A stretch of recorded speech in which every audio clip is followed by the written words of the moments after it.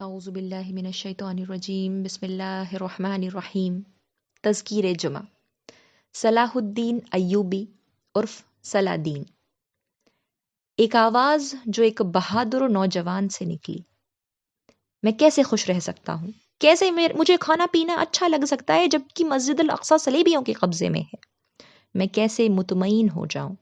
مجھے سکون کی نیند کیسے آ سکتی ہے؟ تیار ہو جائیں ایک ایسی کہانی کے لیے جو ہمیں اندر سے جھنجھوڑ کر رکھ دے گی۔ ایک سچی کہانی، ایک دلیر اسلامک ہیرو کی کہانی۔ مسجد الاقصی کا محافظ، خادم الحرمین، یروشلم کو فتح کرنے والا، المالک المظفر صلاح الدین ایوبی۔ ایک بار کی بات ہے، بغداد میں ایک بڑھئی کارپینٹر رہتا تھا۔ وہ اپنے فن کے لیے بڑا مشہور تھا۔ اپنی مختصر سی زندگی میں بہت وقت اور محنت لگا کر اس نے اخروٹ کی لکڑی سے ایک شاندار ممبر تیار کیا تھا۔ اس کی محنت ممبر کی نقاشی اور خوبصورتی سے ظاہر ہوتی تھی۔ دیکھنے والے دیکھتے رہ جاتے۔ کچھ ہی سالوں میں بہت مشہور ہو گیا۔ جب بھی کوئی بغداد آتا وہ اس بڑھئی کو تلاش کرتا، ممبر دیکھنے اور خریدنے کی خواہش ظاہر کرتا تاکہ وہ اپنے شہر اپنے مسجد میں ممبر کو لے جا سکے۔ بادشاہوں نے منہ مانگی قیمت بھی دینی چاہی، لیکن اس کا ایک ہی جواب تھا، یہ ممبر میں نے مسجد الاقصی کے لیے بنایا ہے۔ جبکہ اس وقت یروشلم صلیبیوں کے انڈر تھا۔ صلیبیوں کو اس وقت پادری اور یوروپ کا بھرپور سپورٹ ملتا تھا۔ سلجوق کی سلطنت گر چکی تھی۔ اسلام کے نام پر بہت چھوٹے چھوٹے قبائل اناطولیہ اور میسوپوٹامیہ آباد تھے جو آپس میں لڑتے رہتے تھے۔ مصر میں بائتینی فاطمیوں کی حکومت تھی جو مسلمانوں کو گھن کی طرح اندر سے چاٹ رہے تھے۔ مسلمانوں کے لیے یروشلم واپس لینا بس ایک خواب بن کر رہ گیا تھا۔ اس کے بعد بھی اس بڑھئی کا یقین دیکھیں۔ اس نے کہا، میں یہی کر سکتا ہوں، میں ایک بڑھئی ہوں، میں ممبر تراشتا ہوں۔ مجھے اس بہادر کا انتظار ہے جو یروشلم فتح کرے گا اور اس ممبر کو اپنی جگہ دلائے گا۔ یہ باتیں جنگل میں آگ کی طرح پھیل گئیں۔ لوگ مختلف شہروں میں اس ممبر کی خوبصورتی کی باتیں کرتے۔ ایک بچے کے کان میں یہ بات پڑتی ہے جو محض 7-8 سال کا ہے۔ یہ بچہ اور کوئی نہیں، صلاح الدین ایوبی تھے۔ اور جب سے انہوں نے یہ بات سنی، اللہ نے ان کو جینے کا مقصد دے دیا کہ یروشلم کو صلیبیوں کے چنگل سے آزاد کرانا ہے اور اس ممبر کو اپنی جگہ دلوانی ہے۔ ان کی پیدائش عراق کے تکریت شہر میں ہوئی تھی۔ ان کے والد کرد اور ماں ترک تھی۔ بچپن ہی سے ان کا رجحان دین کی طرف ان کی ملٹری ٹریننگ سے بھی زیادہ تھا۔ انہوں نے منطق، فلسفہ، فقہ، تاریخ، آرٹ اینڈ سائنسز جیسے مختلف موضوع پڑھے تھے۔ حدیث یونیورسٹی دمشق سے انہوں نے اپنی تعلیم مکمل کی۔ مسلمانوں کے نزدیک یہ ایک مثالی بادشاہ تھے رحمت اللہ علیہ، جبکہ صلیبیوں کے نزدیک یہ ایک سچے اسلامک ہیرو تھے۔ مشرق اور مغرب دونوں ہی کے مؤخرین اور مقدمین نے ان کی تعریف اپنی اپنی کتابوں میں کی ہے۔ کوئی ان کو متقی، ہمدرد اور خوشگوار کہتا ہے، کوئی ان کی بہادری اور زبردست ہونے کے قصے لکھتا ہے۔ جب یہ 26 سال کے ہوئے تو انہوں نے ریاست کی ذمہ داری میں اپنے چچا شرکو کا ہاتھ بٹانا شروع کر دیا۔ جیسے جیسے یہ بڑے ہوئے، اللہ نے یروشلم کے راستے ہموار کرنا شروع کر دیا۔ اب آپ پوچھیں گے کیسے؟ زنگد کا سلطان نور الدین زنگی، اس نے ساری ترک ریاستوں کو اکٹھا کیا اور ایک ملی جلی سی ریاست اسلامک الائنس کے نام پر قائم کی۔ کئی شہر بھی صلیبیوں کے چنگل سے آزاد کرائے۔ پھر جب مصر کی فاطمی ریاست میں کرائسس کا دور آیا، تب یروشلم کے یہودیوں کو موقع مل گیا کہ کیسے مڈل ایسٹ کے عربوں کو متاثر کیا جائے۔ صلیبیوں نے 1168 میں قاہرہ پر محاصرہ کیا۔ سلطان نور الدین زنگی نے بھی مسلمانوں کے سپورٹ میں اپنے فوجیں مصر بھیجی، کیونکہ یہ واضح تھا کہ جس کے کنٹرول میں مصر ہوگا اس کو مخالفین کے اوپر فیور ملے گا۔ فاطمی کے بادشاہ نے نور الدین زنگی سے مدد مانگی۔ سلطان نے اپنے کمانڈرز کو بھیجا، شرکو اور صلاح الدین۔ پھر کیا تھا، شرکو نے مصر سے صلیبیوں کا صفایا کر دیا۔ اس فتح کے بنا پر شرکو کو مصر کا وزیر مقرر کر دیا گیا۔ وزیر بننے کے چند ہی دن گزرے تھے کہ شرکو کا انتقال ہو گیا۔ صلاح الدین ایوبی کو اپنے چچا کی گدی مل گئی، یعنی مصر کا وزیر، اور پھر وہ ظاہر ہے کہ نور الدین زنگی کے فوج کا کمانڈر بن گیا۔ ان کی عمر 31 سال تھی جب انہوں نے دونوں عہدے سنبھالے۔ ان کو مالک کا لقب ملا، اور مصر کے وزیر تو یہ تھے ہی۔ جب ان کی مصر پر پکڑ مضبوط ہو گئی تب انہوں نے مزاحمت کرنے والوں کا سامنا کیا، چاہے وہ مزاحمت ان کے خلاف تھی چاہے ترکوں کے خلاف۔ فاطمی، صلیبی، بائزنطینی یہ سب دشمنوں کو سپورٹ کرتے تھے۔ مصر پر پکڑ مضبوط ہونے کے ساتھ ساتھ انہوں نے فوج کو پھر سے ترتیب دیا، دین کا جذبہ رکھنے والے نوجوانوں کو شامل کیا اور غداروں کو نکال پھینکا۔ اہل سنت کو فروغ دیا، سنی مدرسہ قائم کیا اور نئے نئے ادارے قائم کیے۔ دیکھتے ہی دیکھتے باطینی فاطمیوں کا سطح سے صفایا کر دیا۔ پھر نور الدین زنگی کے حکم سے 1171 میں باطینی فاطمی کا دور ختم ہوا۔ اسی ترقی کے دور میں ایک بری خبر آتی ہے، سلطان نور الدین زنگی کا انتقال ہو گیا۔ ایک طرف ریاست کی اتحاد کو بچانا تھا، مسلمانوں کا دینی اختلاف سنبھالنا تھا، دوسری طرف صلیبیوں سے جنگ لڑنی تھی۔ اس دور کے کسی بھی کمانڈر کی طرح صلاح الدین ایوبی کے 3 مقصد تھے۔ پہلا، مسلمانوں کا اتحاد برقرار رکھنا۔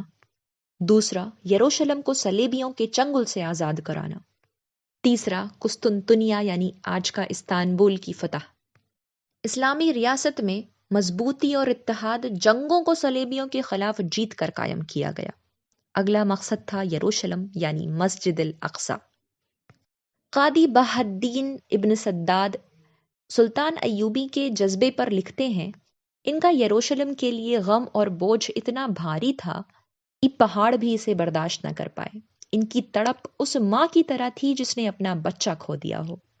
یہ جگہ جگہ خود جاتے تھے اپنے گھوڑے لے کر تاکہ قوم میں جہاد کا جذبہ بڑھ سکیں اور مسجد الاقصی کی محبت جگا سکیں۔ لوگوں کو دین کی دعوت دی۔ یہ مسلمان عوام کو متوجہ کر کے کہتے تھے، اے مسلمان، اسلام کے خاطر، دین حق کے خاطر، اللہ کے خاطر، اور ان کی آنکھیں غم اور غصے سے بھر جاتی تھیں، کیونکہ یروشلم ابھی بھی صلیبیوں کے ہاتھ میں تھا۔ میں کیسے خوش رہ سکتا ہوں جبکہ یروشلم اور مسجد الاقصی صلیبیوں کے قبضے میں ہے؟ میرے دل میں کیسے ٹھنڈ پڑ سکتی ہے؟ بار بار خود کو یاد دہانی کرواتے۔ مخالف قوم سے زیادہ ان کو مسلمانوں میں چھپے ہوئے غداروں نے غمزدہ کیا۔ انہوں نے کہا تھا کہ اگر آپ کسی قوم کو تباہ کرنا چاہتے ہو بنا کسی جنگ کے تو قوم کے نوجوانوں میں فحاشی، عریانی اور زنا عام کر دو۔ یروشلم واپس لینے کا ان کا ارادہ پختہ تھا، لیکن اس سے پہلے تیاری ضروری تھی، اپنے دستوں کو ٹرین کرنا ضروری تھا، پلاننگ اور کوارڈینیشن کی ضرورت تھی۔ انہوں نے قابل اور ڈسپلنڈ فوجی دستے تیار کیے۔ ان کا مین فوکس لاطینی صلیبیوں کی ریاست تھی۔ اسی وقت یروشلم کا بادشاہ مر گیا اور گائے آف لوسیگنان نے صلیبی باغ ڈور سنبھال لی۔ صلاح الدین نے ایک ایک کر کر اپنی قدم جمانے شروع کیے۔ انہوں نے بہت سے چھوٹے چھوٹے شہر فتح کرنے شروع کیے، جیسے دیار بکیر، عرفہ، حران، رقہ، ہابور، نسیبن۔ اب الیپو کی باری تھی۔ الیپو کی فتح یروشلم فتح کرنے کے راستے میں میل کا پتھر ثابت ہوئی۔ سلطان نے پہلی محاذ ٹائبیریا کے شہر بھیجی۔ صلاح الدین کا مقصد یہ تھا کہ یروشلم کے بادشاہ کو ہتین کی لالچ دی جائے، جو ٹائبیریا کے نزدیک شمالی فلسطین میں تھا۔ اس کے بدلے میں صلیبی سارے مسلمان قیدی آزاد کریں گے، اناج اور لوگوں کے گھروں کو نقصان نہیں پہنچائیں گے۔ صلیبی بادشاہ نے یہ شرطیں مان لی۔ ہتین اپنے پانی کے کنووں کے لیے جانا جاتا تھا۔ صلاح الدین ایوبی نے ان کنووں کا سوت پہلے ہی سے ہی بند کروا دیا، بالو اور کنکڑ بھروا دیے۔ یہ کنویں کسی کام کے نہ رہے۔ صلیبیوں کی فوج وہاں پہنچی تو کنووں کو سوکھا دیکھ کر چونک گئی۔ پوری فوج کو مجبوراً پیاس اور تھکان کی حالت میں صحرا کی تپتی گرمی میں جنگ میں حصہ لینا پڑا۔ ہتین کی لڑائی میں 4 جولائی 1187 کو صلاح الدین ایوبی فتح یاب ہوئے۔ اس ہار کے بعد صلیبی کافی کمزور ہو گئے تھے۔ اس سے مسلمانوں کا فائدہ یہ ہوا کہ ان کو یروشلم کی فتح آسان ہو گئی۔ یروشلم کا زیادہ تر حصہ مسلمانوں کے انڈر آ چکا تھا۔ بہت سے قلعے جیسے عقہ، ٹائبیریس، اسکلان، نیبلس، رملہ اور غازہ، یہ سب مسلمانوں کے حصے میں آ چکا تھا۔ چند ہفتوں میں دیکھتے ہی دیکھتے چھوٹے بڑے 52 شہر فتح ہوئے۔ اب یروشلم کی باری تھی۔ 20 ستمبر 1187 سلطان نے یروشلم بھی فتح کر لیا۔ توپیں یروشلم کی دیواروں پر چلائی جا رہی تھی۔ نارتھ ایسٹ کی دیوار میں سوراخ ہو چکا تھا اور توپیں لائی گئیں اور دیوار پوری طریقے سے ڈھیر ہو گئی۔ صلیبیوں کی لاکھ کوششوں کے باوجود، عوام کو سلطان کے خلاف بھڑکانے کے باوجود، صلیبی ہار گئے اور اسلام پھر سے جیت گیا۔ یہ واضح تھا کہ ان کا یروشلم پہ اب کوئی کنٹرول نہیں رہا تھا۔ انہوں نے اپنی جانوں کی بھیک مانگی اور ایک محفوظ راستے کی درخواست کی جس سے وہ یروشلم سے نکل پائیں۔ صلاح الدین ایوبی نے ان کی یہ بات مان لی اور ان کو جانے دیا، کیونکہ لڑائی اور لمبی چلنے سے دونوں طرف کے جان و مال کا خطرہ تھا اور نقصان ہی ہوتا۔ 27 رجب 832 ہجری یعنی 2 اکتوبر 1187 جمعے کا دن یروشلم پھر سے فتح ہوا۔ صلاح الدین ایوبی کی کامیابی فوجی لڑائی سے کہیں بڑی تھی۔ صرف کسی ریاست کی جیت نہ تھی، بلکہ یہ ایک اسلام کی صبح تھی، ایک ایسا معاشرتی نظام جس میں دین ترقی کرنے والا تھا۔ ہر طرف خوشحالی تھی۔ ان کے دور میں بہت سے مدارس، اسپتال، مسجدیں بنوائی گئیں، اور یہ دور شاہد ہے جب علم و فن عروج پر تھا۔ دنیا بھر سے اسکالرز علم کی طلب میں کھنچے چلے آتے تھے۔ صلاح الدین ایوبی نے ہر طرح کے علم کو فروغ دیا، نئے ایجاد ہوئے، کتابیں لکھی گئیں۔ انہوں نے شریعت کی ایک شمع پھر سے روشن کر دی کہ کیسے دین کے نہج پر حکومت چلائی جا سکتی ہے اس دور میں بھی۔ سوچتے ہیں نا کہ یہ تو صحابہ کے دور میں ہوتا تھا، ابھی کہاں پاسبل ہے یہ سب؟ لیکن یہ صحابہ نہیں تھے، یہ صحاباؤں کا دور نہیں تھا، تب بھی انہوں نے مسجد الاقصی فتح کر کے نظام قائم کر کے دکھا دیا